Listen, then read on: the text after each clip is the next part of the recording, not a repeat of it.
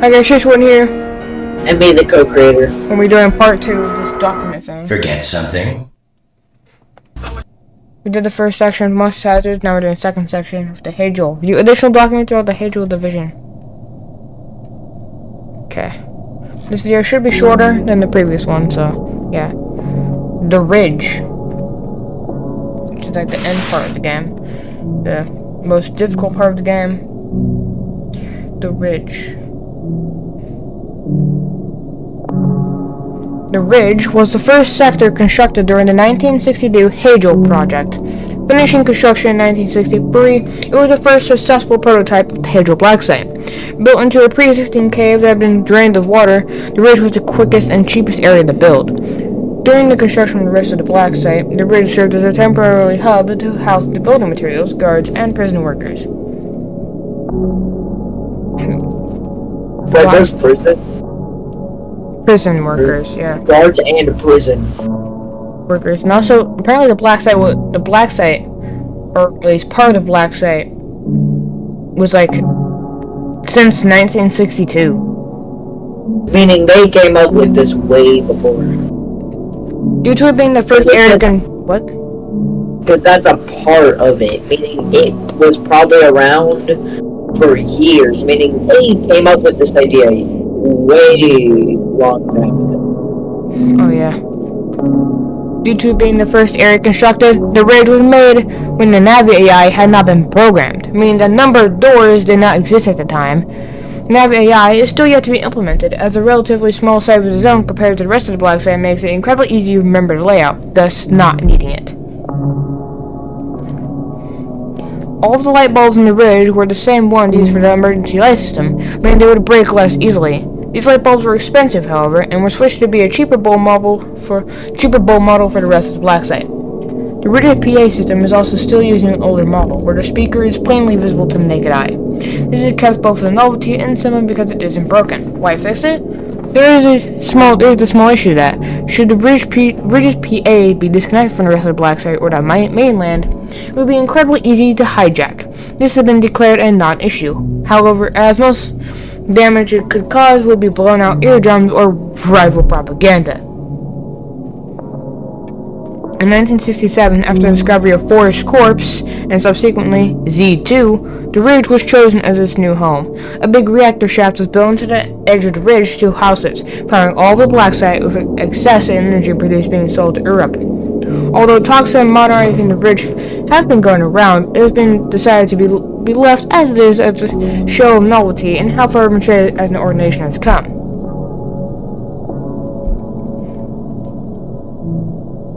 So that's like the prototype black site, basically. Yeah, the Ridge. Basically, yeah. Okay. Next we got Z1932 Paranoia's box.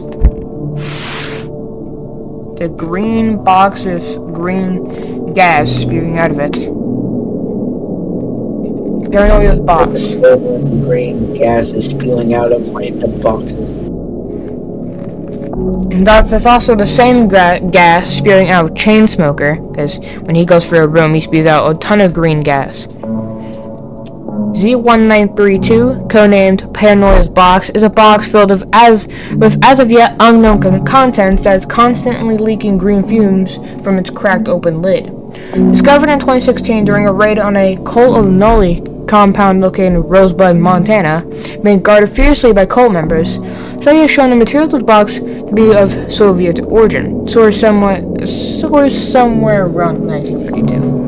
It is currently unknown where in the Union the box originated from, as all the followers killed themselves before they could be captured, so no integrations could take place. Despite where it is found, the chest and its innards seem to hold no correlation with Nolly Nost volunteered to send an expedition for an interview, and during the interview, Nolly confirmed that he had no idea what the box was or why his followers had it. The fumes extruding from the box are not inherently dangerous, but shouldn't be inhaled nonetheless. Handicaps will cause the persons inhaling it to get the following phobias: arachnophobia, claustrophobia, astrophobia. Okay. Can you explain what these are? Because claustrophobia, I don't know what that is. Yeah, we all know arachnophobia, the most being probably yeah, the most iconic phobia in my opinion. Yeah, because it's arachnid and then phobia. Claustrophobia, from my understanding, is fear of closed spaces, like being in a locker. That's why our character freaks out when we're in a locker for too long, because they have claustrophobia. And that's why when Chainsmoker passes by, which has the green gas in him, and he spews out, it gives us less time to be in the locker because he's spewing out green gas when inhaled will cause claustrophobia to go crazy. I don't know what these following phobias are, so. Next we got astrophobia. Can you look this up?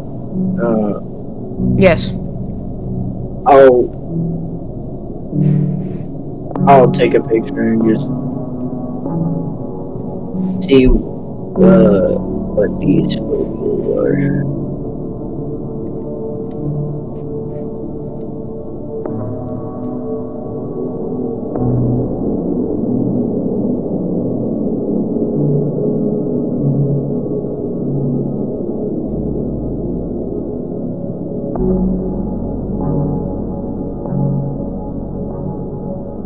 Okay, explain astrophobia though while I do this. Explain it? Like what that means. I don't know what astrophobia is. Oh crap. I'm actually way better at typing, so. Astrophobia. Astrophobia is a specific phobia characterized by an intense and irrational fear of thunder and lightning. Also, no, I just scanned all of them, so I get claustrophobia, fear of being trapped. Astrophobia is the fear of thunder and lightning. Erythrophobia, the third one, is the fear of blushing. Stereophobia is the fear of happiness. Phobia, whatever that is the fear of accidents. Canophobia is the fear of smoking.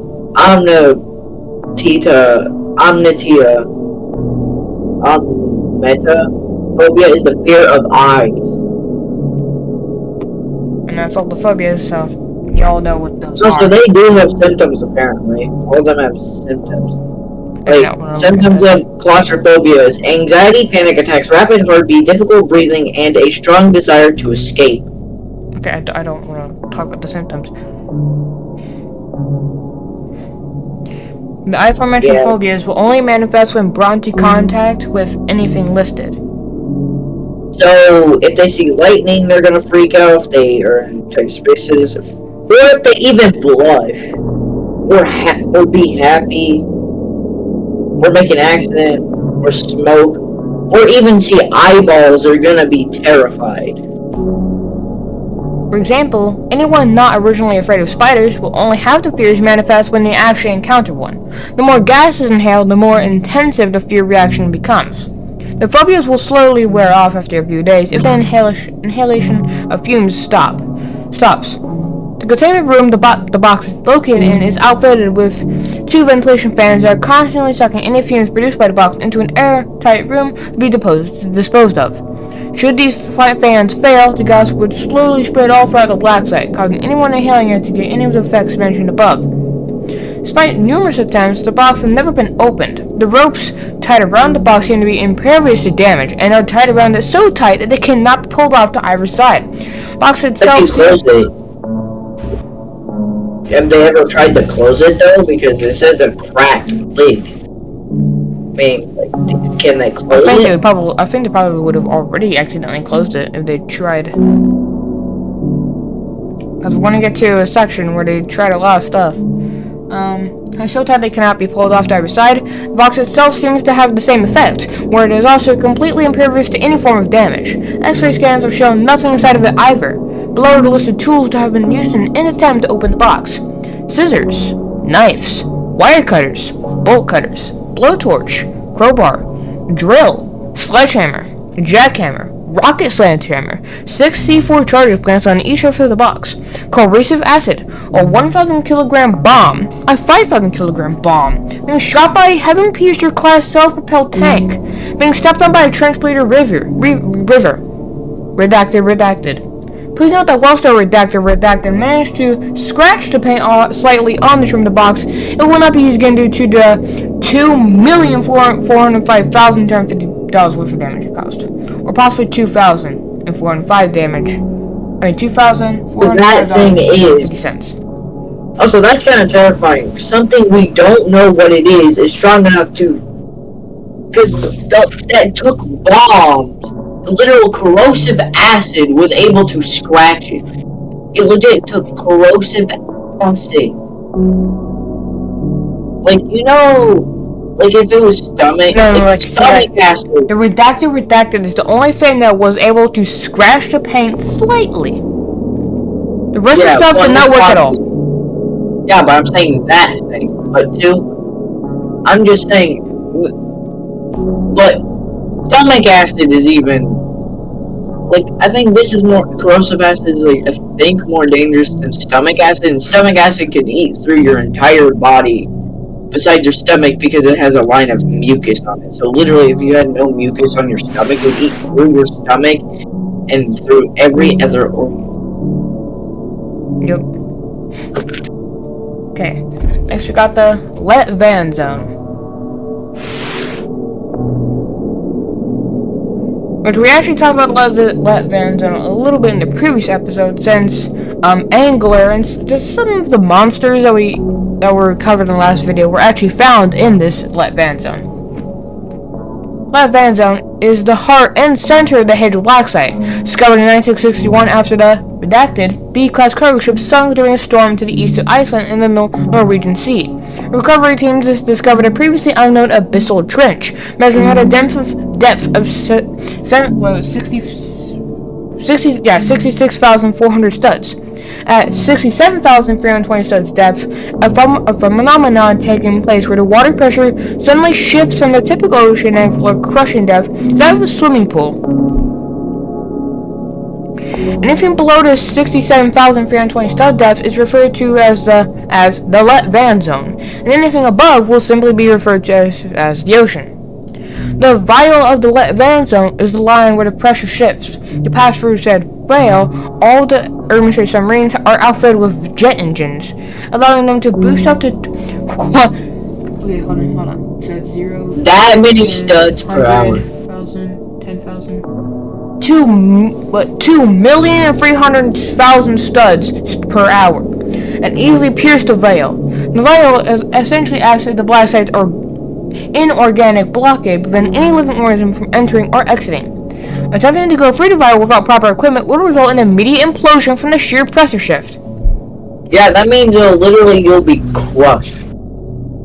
After the discovery, your body will be crushed inward. Yeah. Your body will basically be like a black hole. Also, it could, but it might not be painful. And I know that sounds stupid. No, it might sound stupid, but it might be quick enough that your body literally cannot sense it. Because we perceive things in milliseconds.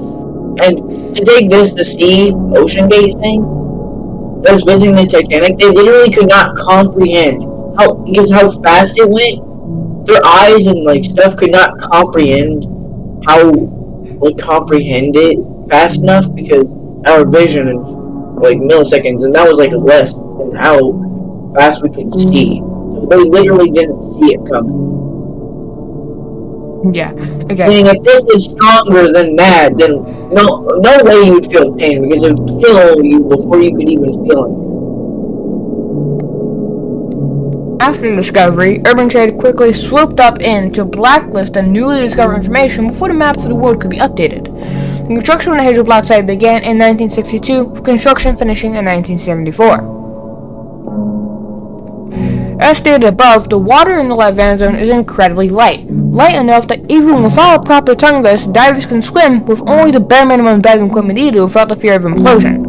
This also means that it's ideal for construction, as the minimal pressure means that the foundation and structural integrity can be kept on lower end, saving a fortune in both reinforcement materials and expedition equipment. The Van Zone was picked as the location for the black site due to its concealment from the world, no fear of public interference, no worries about possible satellite imagery, and most importantly, no fear of any possible form of information leaks in the event of a breach. The isolation has allowed us to be exempt from national law, allowing for easier experimentation and product testing without the worry of interference from any sort of safety and health inspection agencies.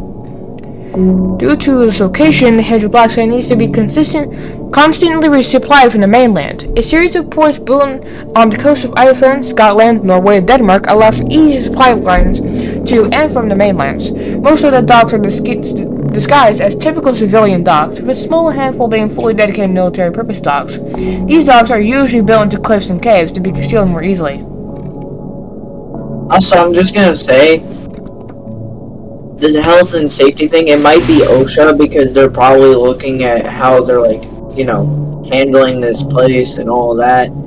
Because OSHA is there's regulations like rails, all that, blah blah blah. So meaning this is actually safe enough for them to go down there that it wouldn't be a concern to them. Yeah. I mean, they have the equipment to withstand probably a bunch of weight. And they couldn't open that box, that paranoia box. That is impressive. External repellent system.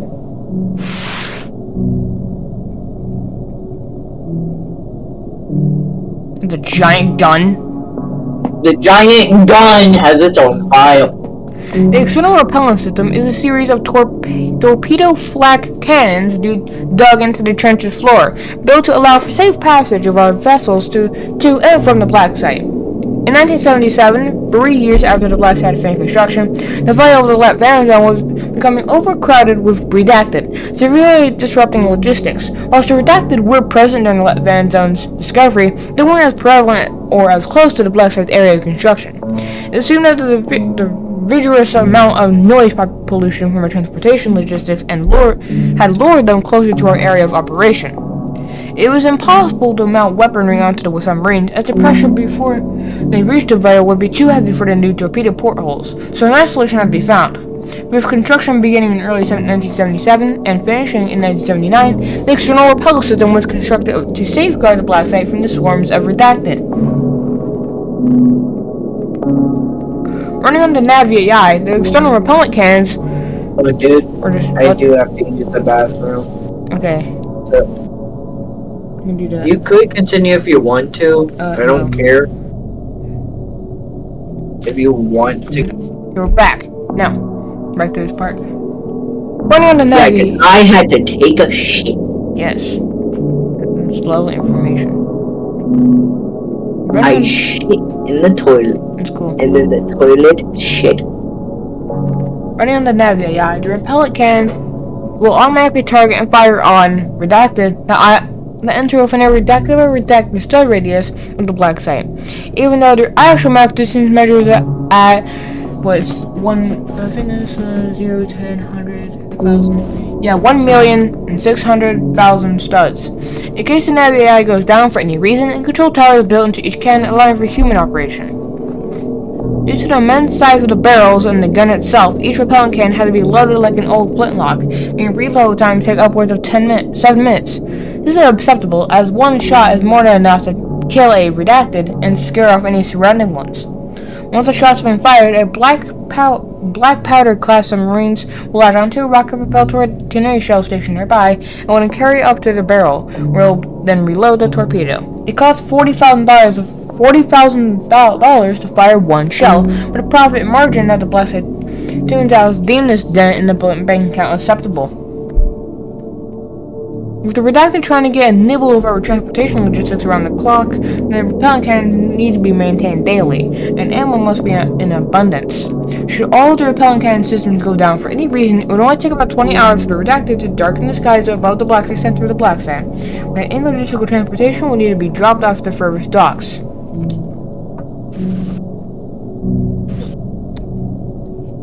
I don't know what that redact is.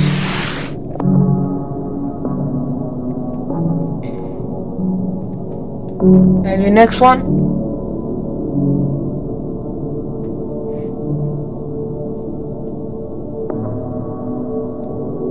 Bro. What? And the next one. Yeah. Okay, cool. Navi AI. Navi AI, okay. The navigation AI, referred to as Navi, is the supercomputer in charge of logistical operations of the Hadal Black Site. Constructed in 1979, Navi was programmed to navigate in personnel for the ever-expanding corridors of the Hadal Black Site. In her first rotations, Navi had the sole function of guiding employees to their desired destination. Using non-removed wall computers, personnel would input the destination they wanted, and Navi would then guide them utilizing numbers displayed in Navi path adjustment to the doors. Following Mr. Shade's death in 2005, and Urban Shade being unable to locate her in the Ocean of Souls after conquering the Bandlands, Mr. Shade issued that Navi be given a voice based on her. Utilizing samples obtained from archive recordings of... Oh, oops, I said Mr. Shade. I meant Mrs. Shade. Mr. Shade issued that Navi be given a voice based on her. Utilizing samples obtained from archive recordings of Miss Shade, Mr. Shade emphasized that it was of utmost importance that her tone, feature, and personality were translated as precisely as possible. So the voice that we hear the game is the voice of his wife. Well, at least lost wife. Yeah. She could be alive. Most likely she ain't, but like... Due to frequent communications between both parties, it's been noted that the Navis had been learning and picking up the mannerisms of Mr. Shade himself, resulting in the AI acting colder towards employees. As technology progressed, so did Navi. As of writing, the procedure for utilizing Navi is as follows. Personnel are to locate a Navi path panel, usually locate adjustment to any door, and state their desired destination to it. Navi will then find the most efficient route to the desired destination and guide personnel through numbers displayed on the Navi path. Navi will also adjust the route should traffic obstructions or other obstacles obstruct the path. In the midst of a minor breach in 2019, Navi demonstrated the ability to successfully navigate personnel through heavily damaged sectors of the Hadal Black Site. During one point, Navi assisted in the evacuation of a group of employees by navigating them through a broken wall that led to another room, acting as a shortcut to the escape pods. Further testing has shown that if necessary, Navi will guide employees through restricted areas, ventilation ducts, and airlock sequences. Since its introduction... What? So it got more of a personality like GLaDOS over time. Oh, yeah. What is that picture of anyways? Like, I think it's Navi, but like, they don't really know. It's a room it's a rare room you can find with like that's like the face of the thing. And like, you can like move around the entire room and it would like keep looking at you. I think that's what Navi looks like, I guess. Yeah, that's what they look like. It's their room. Since its introduction in 1979, the Navi Corps has undergone significant expansion to accommodate additional functions related to the Hadal Black Site. Beyond its primary role as a navigating system for personnel, these expanded functions include, but are not limited to, surveillance, internal tram systems, log archival and storage, internal defense systems, external repellent systems, submarine transportation, and transport mining. Yes, I know. Yeah. Okay, guys, we're back. And for the next document, and that is Z779, the Painter. The P-A-I.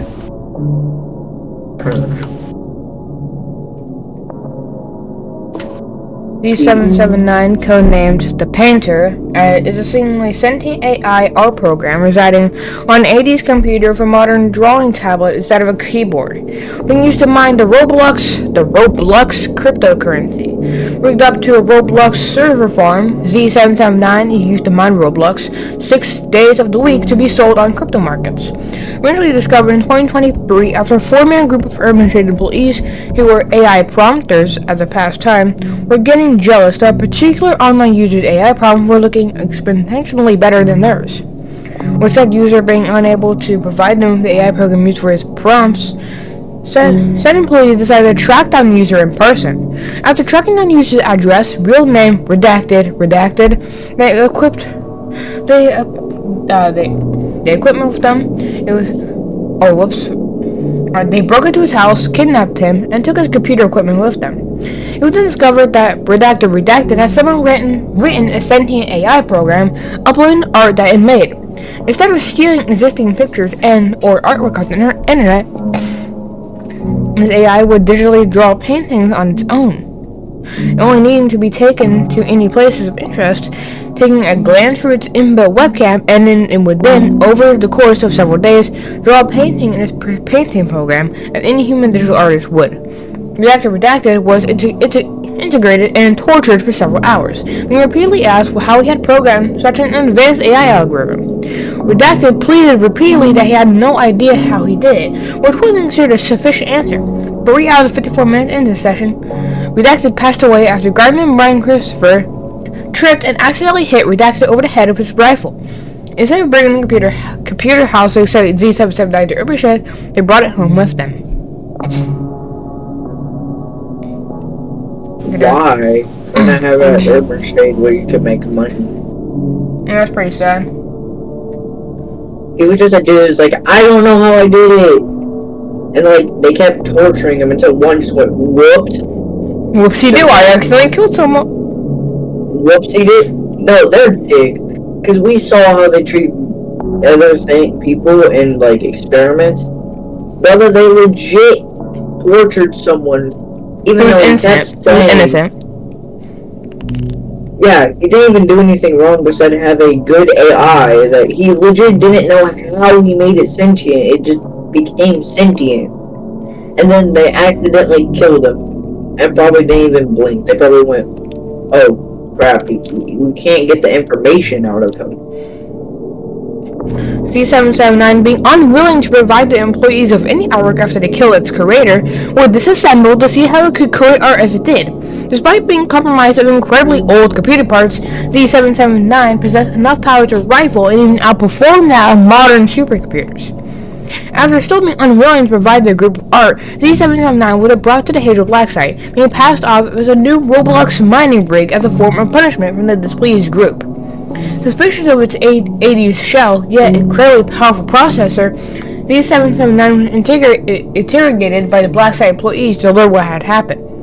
When interrogations were finished, the group was promptly demoted. The group was promptly demoted to LRP for unapproved murder of civilians without a reason for cover-up, as well as using urban assets and resources for such a petty cause of death. 1, it was an accident, but 2, they didn't even have a cover up for it. They just went, well, he's dead. He just died.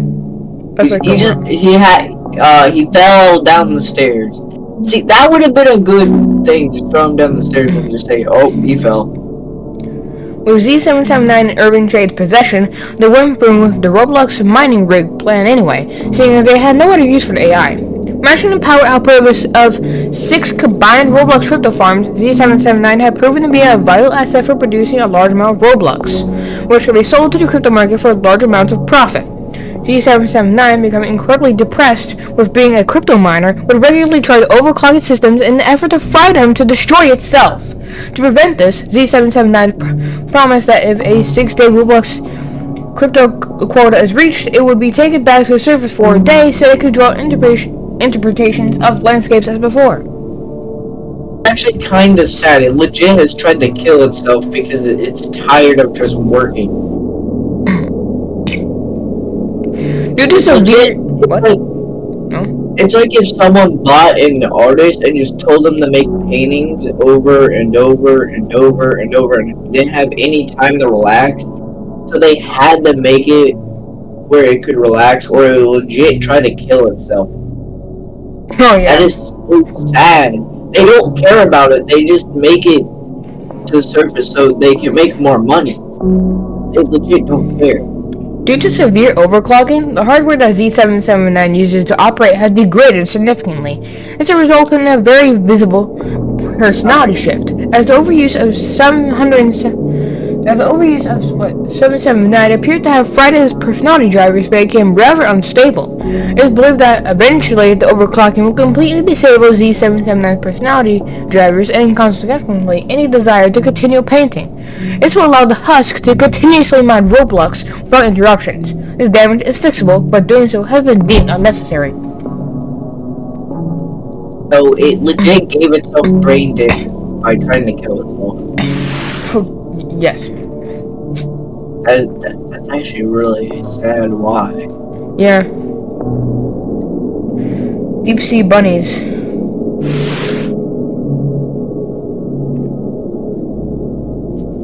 The profundus Juana parva species, dubbed deep sea bunnies by personnel, is a subspecies of the more well-known Juana parva, resembling cat-sized sea bunnies, which now serve as Herbert personal break room pets. Originally found at the bottom of the Van Zone during the initial expedition and excavation for the Hadal Black site, the DSB were considered a non-threat and left alone, being a subspecies of the Juana parva. The DSB is currently considerably larger than their topside counterpart. It's currently unknown how the deep sea bunnies managed to get into the Van Zone, as Juana parva are originally only found in the western Pacific. No Z classification has been given due to them being considered wild animals. During an excavation, It reminded me of a fun fact. Legit, scientists don't know how eels reproduce. We legit don't know how they even exist.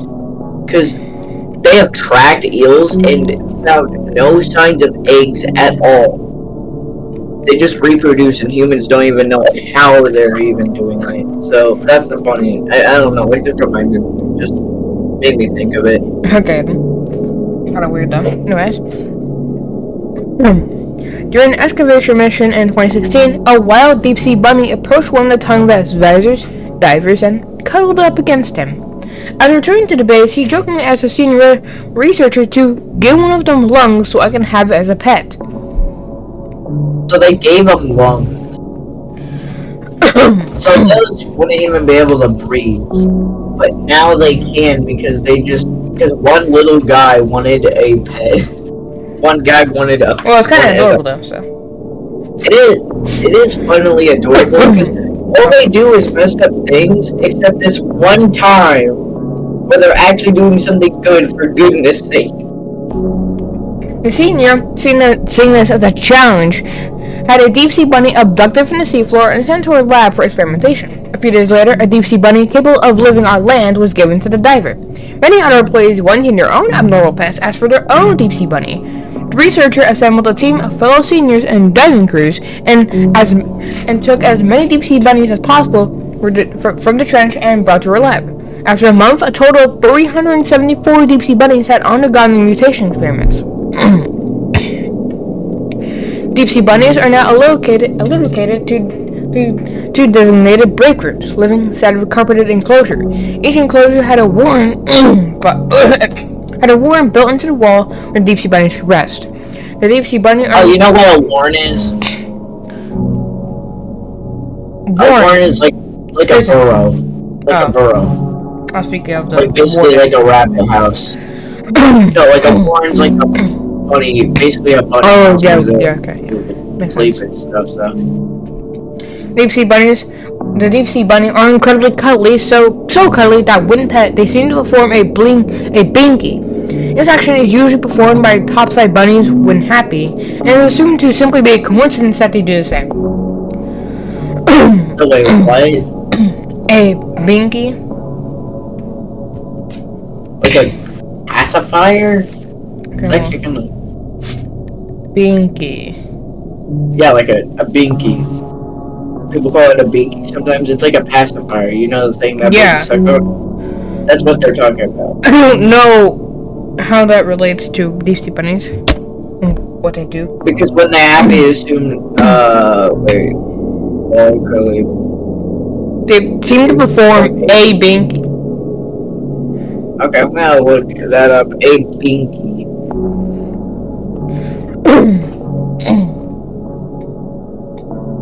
Let's see that this is an action, not an object.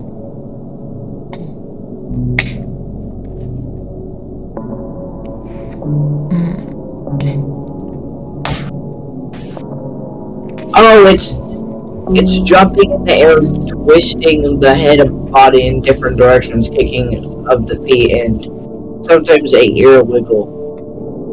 Oh. Okay. Some rabbits may take a running jump. Others might suddenly take flight completely out of the cliff. So it's a thing that rabbits do. Okay. AKA bunnies, so. The deep sea bunnies tend to hoard, stealing items that personnel bring to the pens. Items stolen are usually brought to the warren, where personnel are able to get their items back by trading with the deep sea bunny. If given food or another item, the deep sea bunny will take the food/item to the warren, and then bring out another item. The deep sea bunny will usually try and bring out what they perceive as equal value, though may sometimes give something that is lesser or greater. Yeah, that's how the mechanic works, but also, warren can be inhabited by several rabbits. That's why they all probably just live there. That actually would be a cute series if someone just made a series about like the sea bunnies just going inside the warren and just being like, "Hey, Josh." Yeah, it's probably That's probably the only good thing that Herbicide will do, and that's with pets. Yeah, and we don't even know how painful the experiments were, because again, they're giving the loans, and what if they, like, accidentally killed some? Like, think about it. They did it for a good thing, but, like, there could have been casualties, injuries, and all that, because again, they're trying to give something lungs, meaning experimentation, meaning there could have been mutations that caused that we don't know about.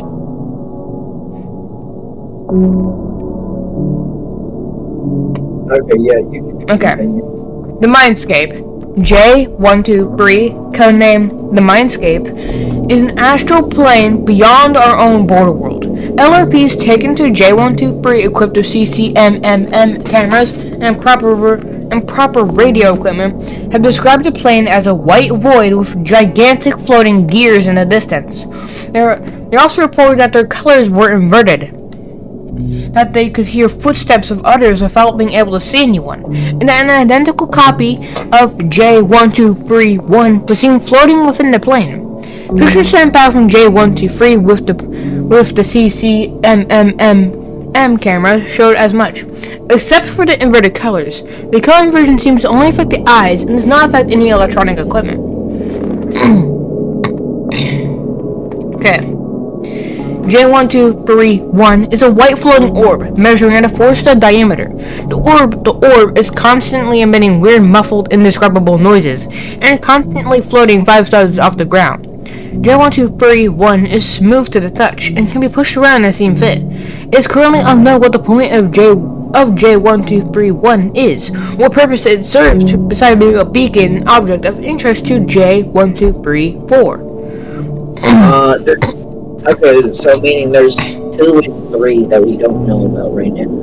So J1, 2, 3, 4. I mean, there's 2 and 3 that we haven't heard about right now. Yeah. J1232 is a set of white glowing gears, identical in appearance to the one inside of J123, but nowhere near in size. The gears are constantly spinning in place around J1231. Whenever J1231 goes, the gears float along. They don't seem to serve any known purpose. So we still don't know 3 yet.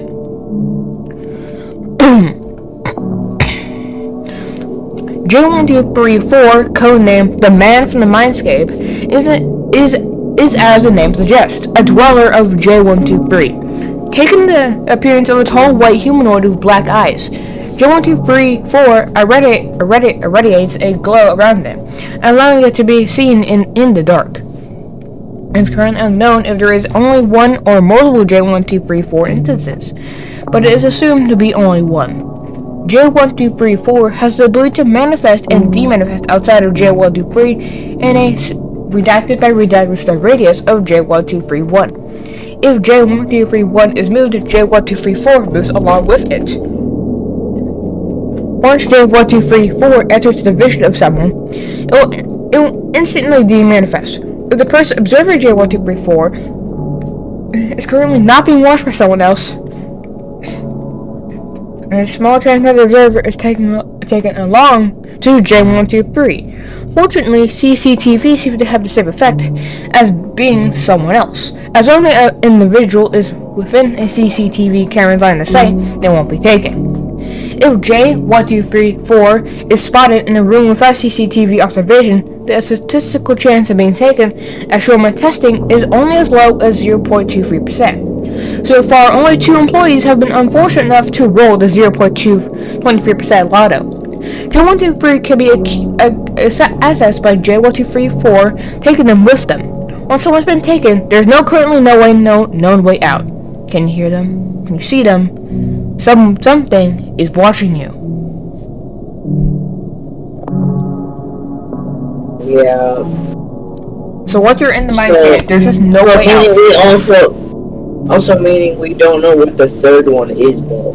Now we don't know what J1233 is. Well, actually, look. No, this man, you can see a picture. He's in the facility. What if that's No, this man is the fourth one. This is what the fourth one is talking about. Well, yeah, and also, meaning he's the same stud height, though. Maybe. But also, he just doesn't float because he's touching the ground. You can see it. Not floating off the ground. Yeah. Okay. Not floating. Meaning gravity doesn't really affect him or anything there besides you. Trench bleeders.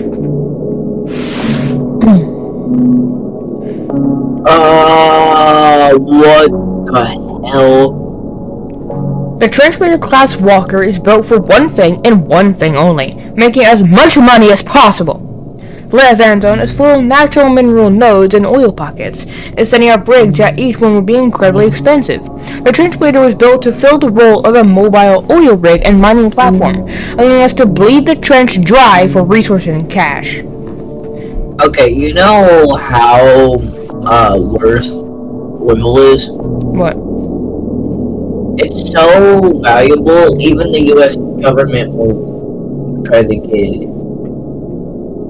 The government. To get oil. Yeah, oil. You've never seen like the jokes of like when a country has oil and it has like America? No. That's why, because it's valuable. So meaning they're probably making buttloads of money probably selling it to the US. Oh, by the way, do you know how massive this thing is? I think I can see. I don't know actually how specifically the study. Okay, you see its foot? You see its foot? Yeah. That is like double the size of one searchlight. Possibly triple times. What the? So I can grab 2 of them with 1 foot. It's actually massive. Like, if we want to do like a run, like in a different video, this trench bleeder appears at the end of the game. You'll see how massive it is. Yeah, holy sh. A trench bleeder class walker weighs 220,600 tons, measuring at 1,500 studs high and 1,000 studs length. Outfitted with a state-of-the-art literal camera scanner mounted on top of its flare stack, it roams the Leviathan, scanning for minerals and oil. Once a pocket has been found, it will walk on top of it and start the extraction process. Once the pocket is empty or its cargo storage is full, it will return to its loading dock, drop off its resources, and return to duty. Yeah, and also they're finding like pockets of the stuff. Meaning, I'm just gonna say most likely that's why the government hasn't outed them yet. The government hasn't killed the leaders yet because they're getting valuable oil from the black site. From the black site. That's why they don't care if they're breaking laws or shit like that. Because they're making them money. Each translator is controlled by the Navi AI system, allowing them to do tasks autonomously. This means that they can operate day and night without the need for crews to switch between shifts constantly, only needing regular maintenance every 2 weeks. It also means that in the event of a black-side lockdown, the translators can keep making money as the lockdown situation is being dealt with. In the event that the AI is down for maintenance, a skeleton crew of 12 people is enough to keep things running smoothly until the AI is operational again. Due to their extreme weight, translators would not be able to walk on dry land. The only reason they aren't toppling over due to low density water helping it would stand up straight. Attempting to leave the light vans would be suicidal for a translator, and the sudden pressure shift would implode its light hull instantly. There are only 4 translators in operation, and their names are the following. This thing would weigh so much it would literally start collapsing under normal gravity. Oh yeah, there's. Yeah, you know how big you have to be for to do that, man. Like the Eiffel Tower doesn't collapse. Oh Most yeah, thing bigger than a building. This is probably way better than way bigger. Or heavier than a building. It's either bigger than a building or heavier than definitely one. Heavier. There are only four translators in operation, and their names are as follows: Translator Leon, named after Mr. Shade's cat. Translator Rose, named after a woman who redacted. Translator Lucy, named after Mr. Shade's stillborn daughter. Translator River, named after the man who gave his all in the first encounter against the guardian angel of the Badlands. Okay, what does stillborn mean? Stillborn. Okay, chat, sorry, go back to Google. I can just look it up. The death of a fetus before birth. Usually defined as occurring at or after 20 through 28 weeks of pregnancy. Let's see. Yeah, this is the same thing for me. Meaning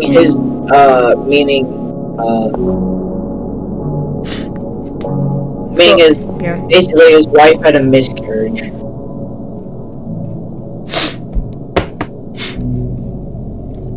Also meaning probably someone close to Shader, like someone really important, Shader's family, because all these are named with like Shader's family. Once the Van Zone is fully stripped of its resources, all of the translators will be shut down and dismantled for parts.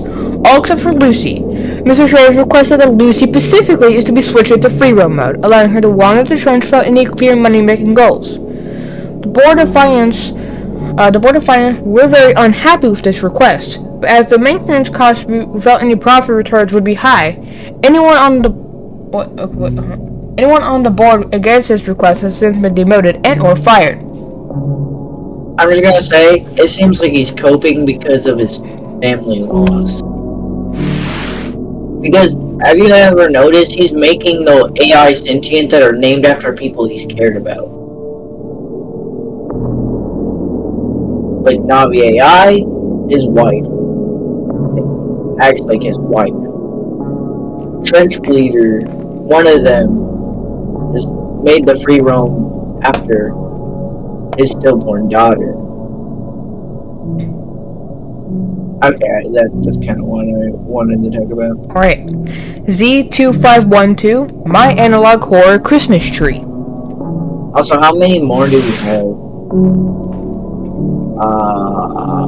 What the hell? It sounds like this, by the way. There's no way to unredact all this. Z2512, codenamed My Analog Horror Christmas Tree, is a Christmas tree responsible for ruining Christmas. Its first recorded appearance being on December 25th, 1931. Redacted. Time to redact it. After costing $80,483,500 in damage, And redacted. The bodies of the three ghosts of Christmas. Scrooge, redacted. The reindeer had turned feral, redacted. Covered in pine cut, redacted. Fear of God, redacted. And a recorded VHS tape, redacted. Rudolph's nose was found 83 miles north from his corpse, redacted. Frosty's hat was stolen. Santa Claus exists? Well, yeah, apparently. Yeah, also meaning Frosty and all that. Scrooge, you mean like the dude that hated Christmas. Yep. Like, not steal Christmas, the old man that liked business and all that. Yeah, I know him. Yeah. And yeah, a lot redacted. Frosty's hat was stolen, redacted. Teaming up with, redacted, Skellington, Wall, redacted. Even the Grinch did not want to partake in the carnage, redacted. Shortly after found decapitated, redacted. Whoville had been wiped off the face of the earth, redacted. Nutcrackers had attacked, redacted. The redacted Express was found derailed. The Polar Express was found derailed. Jesus Christ. Redacted. Saint Nick had perished. Christmas had fallen. For now, the tip. So basically, this tree. Every single fictional character that related to Christmas ever, including the Polar Express, including the Grinch. Meaning, the Grinch was not. Meaning, the Grinch could have teamed up with the tree, but because he denied the tree, he got murdered. Meaning, this tree is sentient and just all craves carnage. For now, the tip of the North Pole is to be considered lost media, and any remaining sleighs are to be shot down as fast as possible. It is vital that no presents dropped from the redacted sleighs are to be opened by anyone, as the destruction will be indescribable. So basically, Santa Claus used to exist, but they have to keep it under wraps because this thing killed everyone. Oh, that's why Santa, assuming the Halo Black Side was actually a real thing, that wouldn't make sense why Santa was so well known for being not real, because he's dead. Because he's been murdered, same with the Grinch in every single Christmas. Probably Scrooge, Rudolph, Frosty, Santa, the horror. Yeah, also, he said it ripped off his nose, meaning this thing doesn't just kill, it kills for the fun of it. That even the Grinch found this distasteful and disgusting, so it killed him, because he wouldn't join in on the fun. Holy shit, this tree is fucking horrifying. God damn. How is a tree horrifying? Also, you gotta remember this. Santa Claus can get on the planet of Darkseid without being killed by Darkseid, so a tree killed him. Being this thing could probably go 1-to-1 to Darkseid with Darkseid. The DC villain. And also remember, the Christmas tree also has redacted on it. And also, you gotta remember this. He killed someone that has in Rudolph. He was again, that thing's fast enough to go around the whole world in one night. And he killed him. I mean, he could probably go up with speedsters. I mean, this tree can kill anyone that's strong enough to deal with Darkseid. Someone fast enough to probably deal with Sonic or someone near his speed. Meaning, most people are not safe from this thing. Like, I feel most likely from a tree. The only ones that are normal that I think would be pretty easy for it is the Grinch and like a normal old man. But also Frosty was like, no, how do you kill Snow? Oh, he probably just removed the hat. I just realized that just kills him. Like, think about it. This thing could deal with Santa Claus and Rudolph the Red-Nosed Reindeer. Also, you know Rudolph, like Santa Claus? It could legit be from a drug. Where we got him. Because there's a thing, Rudolph, like, reindeer actually exist. They eat a mushroom. People figured a way to take their pee and get the drug from their pee and actually get fucked up with it. And that's where it might have came from, is people being on drugs. So, the more you know. Don't mess with the Christmas tree. Don't mess with the Christmas tree. Brother, now I want to... He can't fight Popeye. No way he's fighting Popeye, though. Popeye would kill him. Prisoner diving gear. The prisoner diving gear, PDG for short, is a modified diving backpack outfitted with a remotely detonated modified shotgun shell that works underwater, pointed directly at the user's neck. It's a shotgun? In 1962, during excavation and construction of the Hadal black site, a major problem were the convicts being used for labor trying to leave the van zone. Problem wasn't so much that they tried to leave, as when they tried to swim out of the zone, they would get crushed by a sudden pressure change. The problem came from having to constantly get new convicts, as the majority would try to swim away. The PDG was designed as a deterrent. If a convict tried to swim away, station guard or HQ could flip a switch and the shotgun would go off, killing him instantly. Why wouldn't you tase them? Why wouldn't you hurt them so they would know if they tried to leave they would most die? Or show them what would happen by taking one prisoner and showing them what would happen if they left the water too fast.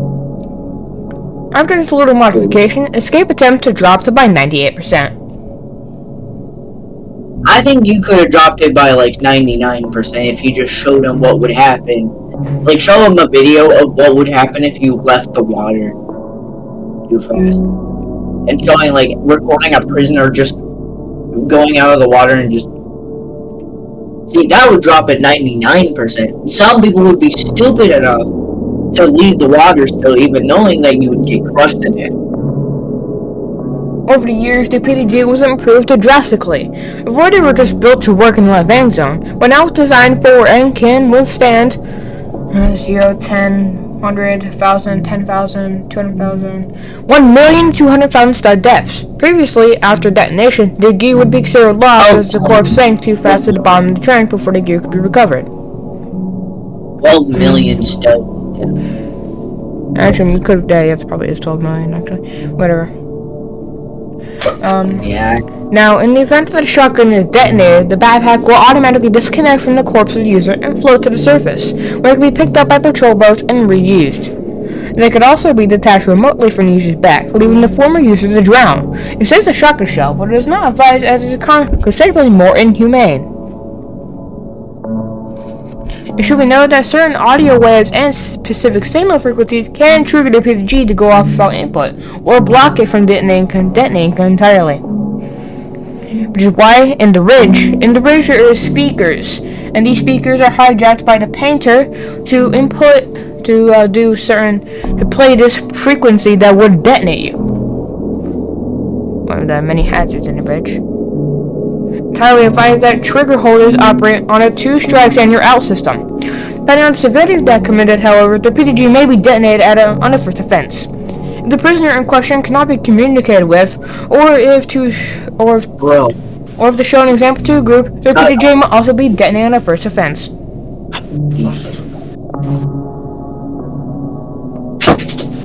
Sorry. Okay. Below are the listed quotas that permit use of the PDG. Prisoner tries to leave the van zone. Prisoner attempts to escape the black site. Prisoner disobeys direct orders from any personnel. Prisoner enters restricted area without permission. Prisoner picks up any weaponry without permission. Prisoner tries to attack personnel. Prisoner tries to tamper with PDG device. Prisoner tries to take off the PDG device. Prisoner tries to scramble the connection. The words on try, though. Tries. Also, that's horrifying. What if, someone, imagine that, though, is, you hear click, and then you beep, don't obey because you're terrified that you're gonna die. Beep, it goes, beep, beep, beep, beep, beep, beep, beep. You would know it's coming because you can hear it. Yeah, it beeps there for 5 seconds or so. Meaning you would just have to wait and just... Right. That's all you could do at that point. No way you would take it off because it's attached to you. Yeah. What the fuck? Why is it called the Mask of Sadness? Mask of Sadness. Z96. Z96, by the way, is the weird, one of the monsters that Z96 is the entity that hides behind the fake doors.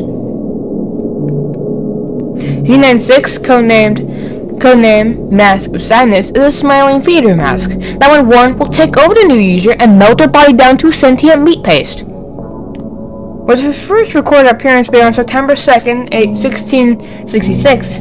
Z96 were brought in and worn during physical play. How long now? Yes, 1666. This place has been around for a while. Wait, does that mean they could have saw Abraham Lincoln get shot in the back of the head? Possibly. And they were around before JF Kennedy got shot. Before 9/11 happened. The United States were brought in and worn during a theoretical play, and no other common mask could be found. The origin of Z96 is currently unknown, but has been deemed irrelevant. After the performer put on a Z96 during an act of the play, it immediately began the MOSA process. Shortly after, Z96 had consumed 710 of the 725 souls present, including the cast, crew, and audience, which all became part of its mass. Z96 then clawed its way out of the theater, tearing its way for the streets. During its rampage, Z96 accidentally knocked a lit street lamp into a pile of hay, which quickly splattered into an out-of-control fire. Before long, Z96 had trapped itself in the middle of a blazing inferno, burning the flesh bob to nothing but ash. The mask was found in the rubble of the buildings 4 days later and was stored inside a vault of Buckingham Palace. Z96 was not written down in history books due to only 15 souls living to tell its story, with no one believing them. The mask was bought in 1984 by Urban Trade during a state lead auction. After having found a survivor's diaries, which had piqued their interest, selling for $150,000 total. When worn by any species, human, animal, or corpse, the United States will start assimilating it into a blob of meat, and will then try to seek out other living organisms to consume. Once enough size had been gathered, the United States will seek out safe places and then start to digest its new mass.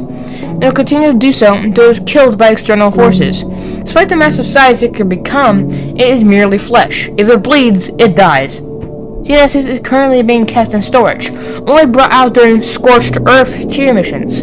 The proper way to use the Z96 in the field is listed below. Capture an enemy as a prisoner, or retrieve an enemy's corpse. Place Z96 on its new host, and then lead it to its deployment location, where it's released and can then wreak havoc. Then let Z96 do its thing at the desired location of liberation. It should be noted that collateral damage and deaths to the local population is to be expected, but is acceptable during these operations. Once the area has been cleared of hostiles, the United States is to be killed by Emershade operatives, have the mask to be cleaned of mold, and then return to storage. Wait, mold. Mold specifically is kind of weird to say. I mean, it's the type of mold, I'm guessing.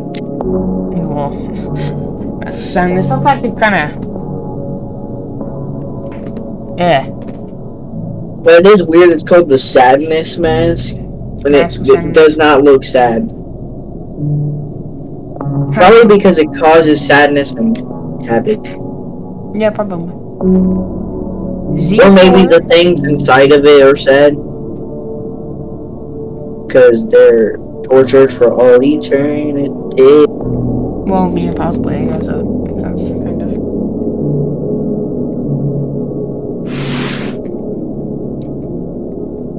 Limited Time Imaginary Friend. Z432, codename Limited Time Imaginary Friend, is a toy remote consisting of a button that, when pushed, summons a horrid creature at a fixed 40-foot distance from the individual that is always visible regardless of instructions. With its first recorded appearance being in early 2020, Z432 first appeared on sale in convenience stores in New York, designed by Funblocks. It is advertised as an anti-loneliness tool, promising to rid the buyer of loneliness. As usual, the return address of every package leads to an empty shack in the middle of nowhere. After many reports of people seeing horrific red creature after using the product, emergency agents were eventually called to investigate and eventually found and used a Z432 instance. All other Z432 instances were quickly confiscated and brought to the black site for examination and study. Later, a fake news story had been published, labeling the events that had taken place as mass hysteria. No executions were done, as anyone who had been used as Z432 would simply be chalked up as an attention seeker, who had been fabricating stories for publicity. With Z432, well, yeah, because it's the time of the internet.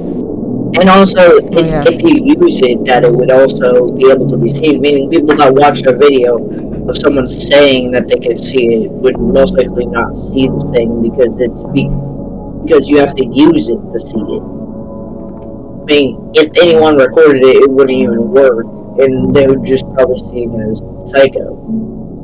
Yeah.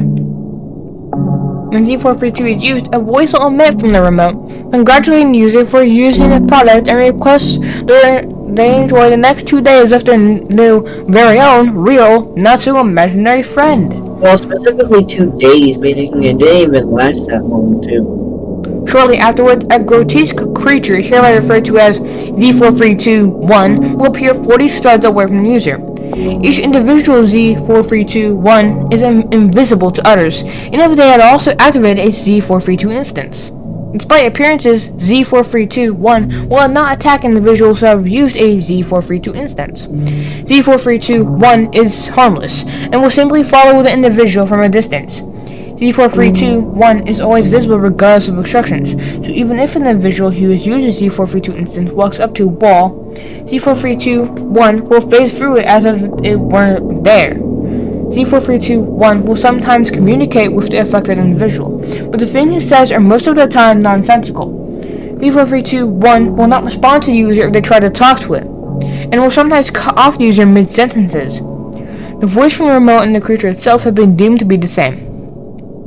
After 48 hours, Z432-1 will demanifest until Z432 is pushed again. Several employees have requested Z432 instances for themselves, seeing as Z432-1 serves as no physical threat. These requests have since been approved. In the workspace, Z432 most commonly used to prank new employees by those who find anomaly fascinating, by those who are lonely and simply appreciate the company of an otherworldly creature. Z432 has been deemed of no monetary value, and the remotes are instead being sold at the anomalous auctions. But not. So wait, there's an entire society filled with people that are fascinated with anomalies. Because think about it, anomalous auctions. I mean, there are people knowing that this stuff is supernatural and buying it because of that. And maybe that's where they get the people at, probably. Oh, these guys, they don't move, right? They don't move. Yeah, they just sit there and do nothing. Wait, how do you get a file on them? What? How do you even get a file on some of these? Because some of these can't kill you, so... No, there's a document where you can't get it by death. You have to get it by finding it yourself, like in a room or something. Oh, okay. Because some specific rooms spawn with specific documents. And usually that room is, related to what's in the document. Abstract art. Z538, codename Abstract Art, are harmless sentient statues made of concrete and rebar. With their first recorded appearance being in the middle of 2018, Z538 were discovered in Redacted, Western Ireland, when property owners had reported that a numerous amount of weird concrete statues had started appearing on their land. This wasn't originally anything of interest, and so the property owner reported the statues moving between his plots. Arbitrary agents were sent to check out the phenomenon. And shortly after found the herd of Z538 moving through redacted forests. Any Z538 instances that could be found were quickly rounded up and transported to the black site for containment and study. incident was covered up in the news as an elaborate art piece. Property owners were compensated for any damage caused by Z53A, paid for by the statue's original artist.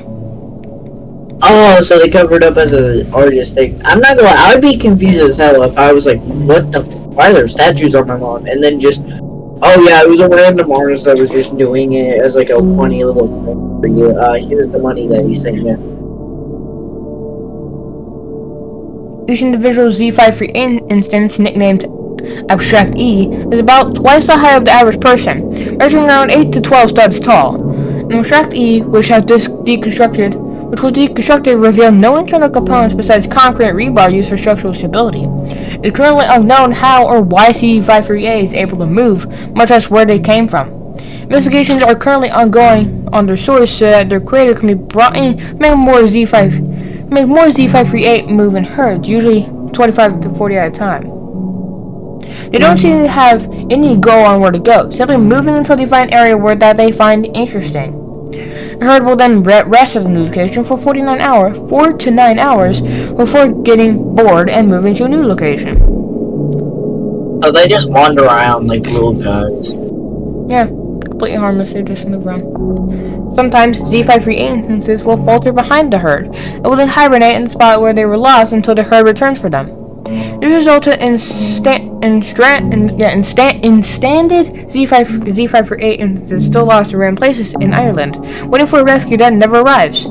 These instances are brought back to the black site if found in the wild. Z53A have been deemed of no monetary value, and the abstract E's are not being sold at the anomalous auctions. Also, I'm not gonna lie, that is actually kind of sad though, because they're like, they'll come back for me one day, and then they won't. These don't ever come back. And are then kidnapped by Urban Shade. So imagine that, like you're walking with your herd, and then you get a little lost, so you try to wait for them, and then just some random guy comes over, and it says, I found one of them, and then just you got sold like a slave, man. Like, what the fuck is happening? These are living creatures, by the way. It's kind of they're like living statues, sentient statues. No, like I'm not just talking about them. Like the imaginary friend, like they're kind of alive. Yeah. Like, they're selling living creatures as like artifacts. It reminds me of like those farm auctions where it's like a rabbit or something, where you could legit buy an animal at an auction. Sometimes I think you can. Yeah. Vacuolar Void Mass. ZV0, codenamed Vacuolar Void Mass, is a gigantic mass of nothingness, spawning endless sentient puddle spawns from its dark and disgusting abyss. Discovered on the interior of a 30-stud radius asteroid that fell into the Atlantic Ocean in 1991, ZV0 was a mere glowing rock measuring 2 studs in radius. The mass quickly began to expand on its own, and transported to the black site before it could reach critical mass. After being contained, ZV0 kept expanding to a greater and greater mass, constantly outgrowing its containment cells. In order to keep V0 from expanding too greatly, the doors and windows of the containment cell are lit up with anti-degradation evaporation floodlights, preventing further spread of its mass, as well as killing any of its spawn. It is vital that the system is operational at all times, lest the black site would become nothing but a black smudge on the world maps. ZV0 is constantly trying to manifest puddle spawns out of excess mass. These spawns are usually violent. The recorded spawn types are as follows: ZV01, small, leech-like slugs; ZV02, a failed manifestation of a humanoid figure, akin to that of a person; ZV03, redacted. ZV04, a four-legged creature, incomparable to any known species, which is the Voidlocker one, the fourth one. ZV05, a larger, more rugged humanoid figure. It is important that when taking void mass for product usage, at no point does the contents of any void vials come into contact with one another. Any wood mass taken from ZV0 smaller than a free-size radius will not turn sentient. Okay, the disintegrating acid-like effects possessed by the V0 mass have been vital for the Urban armory. Each bullet and shell produced by the Urban bullet farms is chipped with a thin layer of wood mass, allowing acid to take the brunt of the impact, burning straight through any form of cover before it disintegrates. Tests have shown that a void-tipped 9 small stud bullet was able to penetrate up to 34 small stud sheet of metal. This has been incredibly profitable in the arms trade. For either side of conflict. Why didn't they use this on the box? Well, probably wouldn't have worked, to be honest. Yeah, but like it was a good enough try. They literally used one entity before they tried to get to hurt it. I don't know, the code did it, but they didn't. For some reason, whatever. This has been incredibly profitable in the arms trade, with either side of conflict buying Urban Shed ammunition in large quantities, meaning great gains from war profiteering.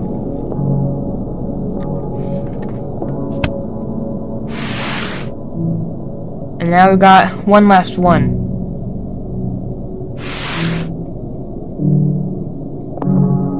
My beautiful wife. Z1223, codenamed My Wife, is the headless, skinless corpse of my wife strung up to a metal detainer. It's currently unknown how or when my wife was decapitated and strung up to the detainer, for research is ongoing. My wife was discovered in late 2023 in a cabin in the woods located near Goose Pointy Park in Michigan, after numerous reports of a declining animal population in the local area and an incredibly foul odor originating from the cabin. 2 local police officers were dispatched to the cabin to investigate. Urban Trade operatives were sent shortly after, as both officers had reported that they had found the corpse of their wife, despite neither of them ever having been married. My wife's corpse was found shortly after and was transported to the Hadal Black site for safekeeping for the danger of the world. Regardless of a person's preferences, Z1223 is always recognizable to them as their wife. No way, it basically manipulates, takes over their brain and makes them look like whatever makes them think that they're their wife, but dead, their corpse.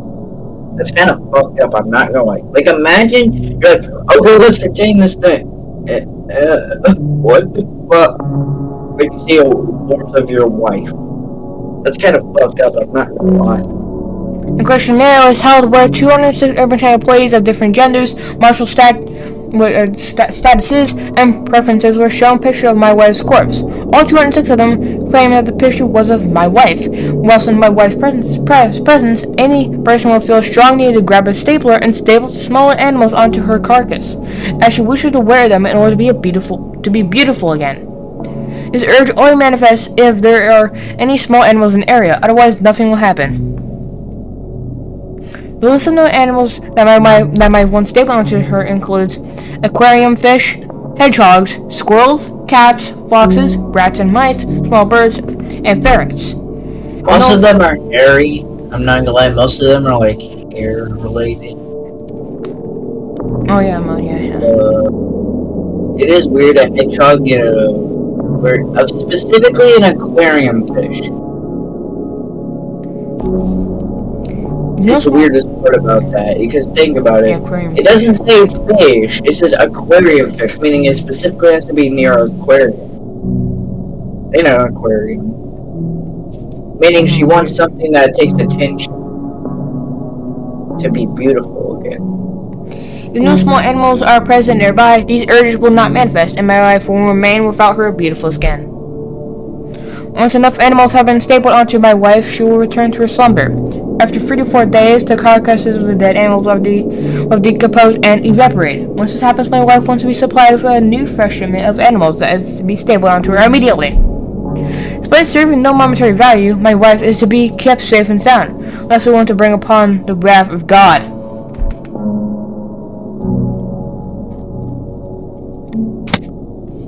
So it manipulates. Also, it seems like she's manipulating them into keeping her safe. But yeah, that was the video. We could do the last two today as well, since the last two sections are super duper short. And no, I kind of want to save it for tomorrow. Okay. Well, thank you for watching. Make sure to like, Subscribe. comment down below, Starstream Family Matter. Bye bye. Bye bye.